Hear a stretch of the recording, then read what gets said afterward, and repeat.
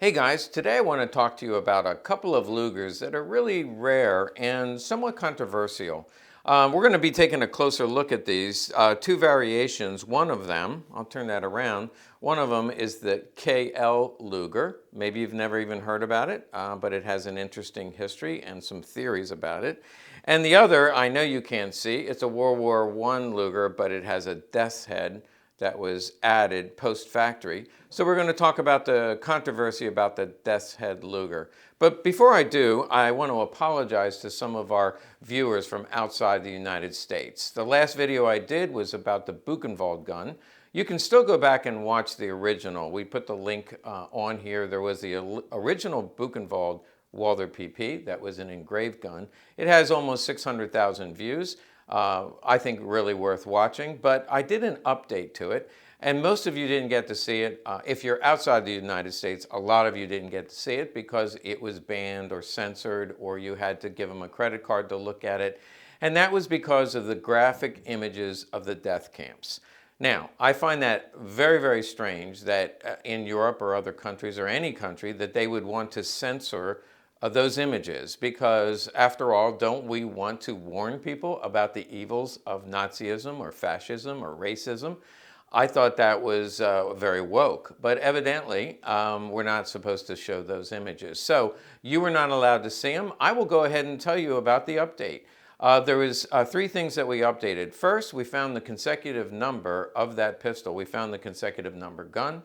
Secondly, we found three people who were possible candidates as being the German soldiers who owned the gun. We really narrowed it down to one guy, Karl Dombeck, who was the most viable candidate, and we showed some pictures of him. Of course, he was a guard in the camp, and so therefore a lot of that was banned. And then thirdly, Ted Blaisdell, who was the original owner of the gun, who took it from the guard at Buchenwald. A lot of people said, well, that never would have happened because he was ferrying dignitaries and politicians and reporters, and people said that never happened, that everything was cleaned up by then. And we, in fact, showed rock-solid proof that he did ferry the congressman, he did ferry Eisenhower back and forth to the camps, and the dead bodies were still there and were not cleaned up when he was there in mid-April. So that was the essence of that. Now, there is a tie-in to the KL Luger, so how about if I talk about this one first? This is known as the KL Luger for obvious reasons. I've sold a couple of these, but this has been over the last 20 years. I've only had a couple in hand, and then I've seen some on auctions. They're all dated 1933. They're all marked like this. They also look like, all of them look like something was shaved off or buffed off. So in other words, the original marking, in this case a date, was taken off, and then they engraved, this is not roll stamped, this is engraved, KL 1933. A lot of people have conjectured about what that means, but some of the best researchers and authors have pretty much concluded that the K is for concentration, German concentration, L Lager, concentration camp, 1933. Now, Dachau opened in 1933. Hitler came to power in 1933, and even though he was elected by a minority of Germans, he very quickly, like within 2 months of taking power, he began to round up his political rivals and put them into a concentration camp. At that point, it was a work camp. Now, some people, of course, died from being overworked, but early on, 1933, it was technically not a death camp. They didn't have the gas chambers, but later on, that kind of evolved as things got worse and worse, and the camp got fuller and fuller, and then, of course, they opened other camps, and of course, I can't show you any graphic images, but you'll take my word for it. Dachau was the first camp. And again, it was mostly political rivals, communists, and people who he thought were just not Aryan enough. They were put into these camps. Well, not everyone would probably agree on the meaning. It's been pretty well documented and accepted that the KL Luger actually went to guards at Dachau. Now, how did this marking come about? First of all, they all are World War I Lugers. You can see here from the markings, this is World War I. Likely the chamber date was 16, 17, or 18. And after the war, most of you know, they reworked the guns from World War I. There was probably 1 million Lugers that were made for World War I, but after the war, some of them were destroyed, many of them reworked. This one actually was reworked for the police. And the reason we know that is the police used the crown end proof. It is in 9mm, as the police would want, and it does have the sear safety, which is a police configuration. So this was reworked not in 33, but probably in the 20s, reworked for the police. It is unit stamped, crossed out, so it went to one group of police, one unit, and then changed to another unit, which is SPL. Now the meaning of that, I believe, is State Police. L is land or rural. So the land police were the rural police, basically like park rangers and things like that.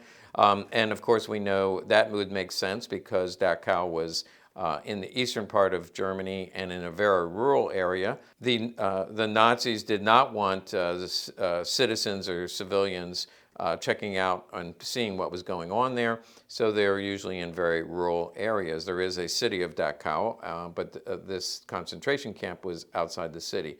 So it went to the rural police, and then when they opened up the camp, I can imagine that they needed something for the guards. Now, I've said before that the German army had back order on Lugers.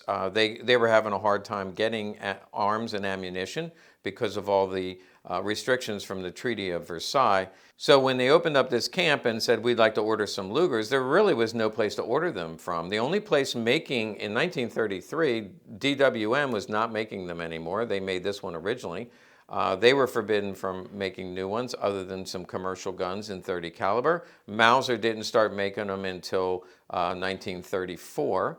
And the only place making them was Simpson, and Simpson was Simpson Lugers were backed up for orders for the military and the police. So it would make sense that they gathered up some of the police guns. They reworked them, probably, cleaned them up, replaced any parts. They would always renumber them once. If they replaced a part, they would renumber it. So this is all matching, other than the magazine is not matching. So they would rework it, replace parts and springs, and then they engraved on there KL 1933. So that's the theory behind this gun. It makes it very unique, very rare. Doesn't really turn my crank, but if somebody out there likes the history of this gun, finds it interesting, that might be something they would want to check out. Okay, time to move on to the death's head, but before I do, check this out.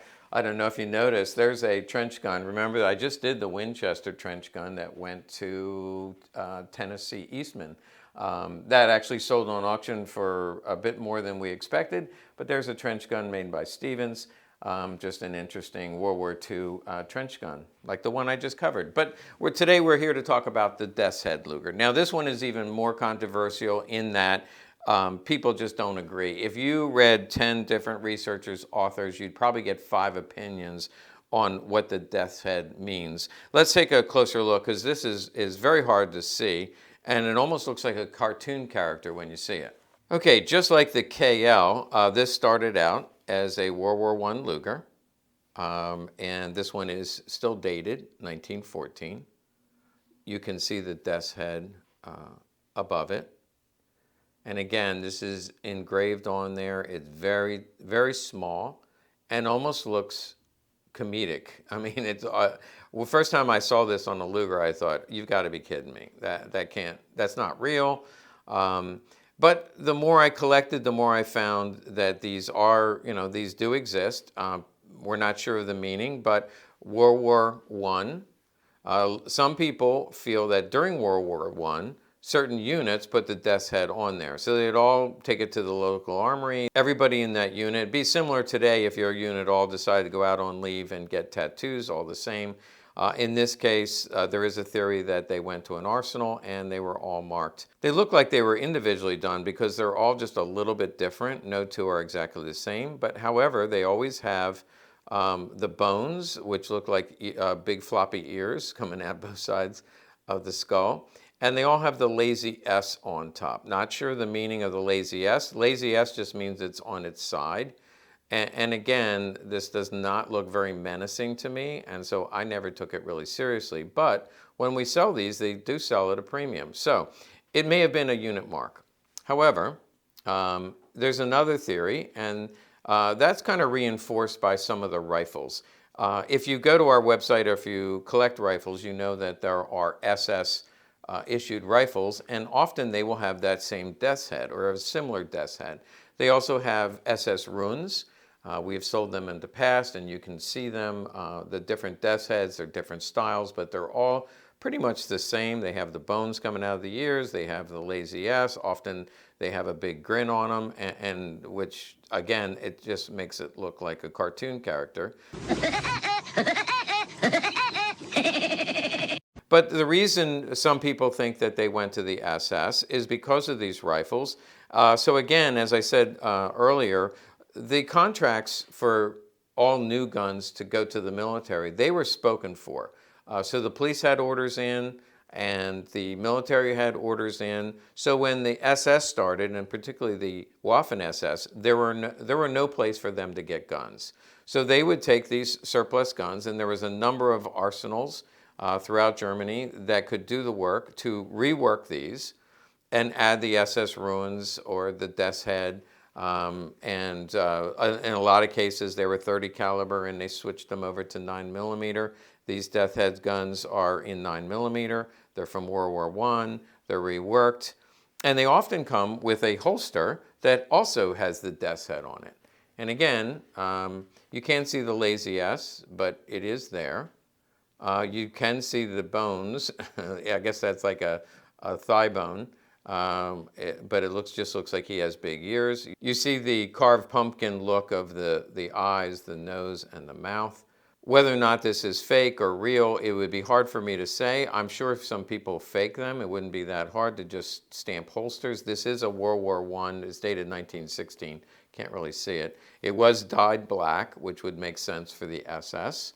And then this stamp was applied. These certainly are not factory. Let's go to what I can say for sure. These are not factory markings. The KL was not a factory marking. That is not a factory marking. But they would take surplus holsters and surplus World War I era Lugers, and they would reissue them to special troops. This may have been issued to the Waffen-SS in early World War II. Or it may have been a special unit that was marked post-factory. I can't really say for sure. Again, this doesn't really do anything for me. It's not something that I personally would collect. But these do command a premium because collectors do like them due to their uniqueness. Now, I didn't mention this was actually made by Erfurt. So DWM and Erfurt were the two makers during World War I. Between the wars was Simpson. And then, of course, in World War II, it was Mauser and Krieghoff that made the Lugers. So here at Legacy, we never know what's going to show up. So it's, these two showed up this week, and I thought I'll show them to you before they go to market. Most importantly, you can support our channel by liking and subscribing and sending me a nice note once in a while. I really do appreciate it, by the way. I get a lot of thank yous, and I get very encouraging comments from many of you, so thank you for that. But every once in a while, you know, things get shut down or banned, people get upset. If you would like to help support this channel so we can keep this content coming your way, consider becoming a patron. This week I have some other rare guns coming in, so stay tuned because we have a lot more coming your way.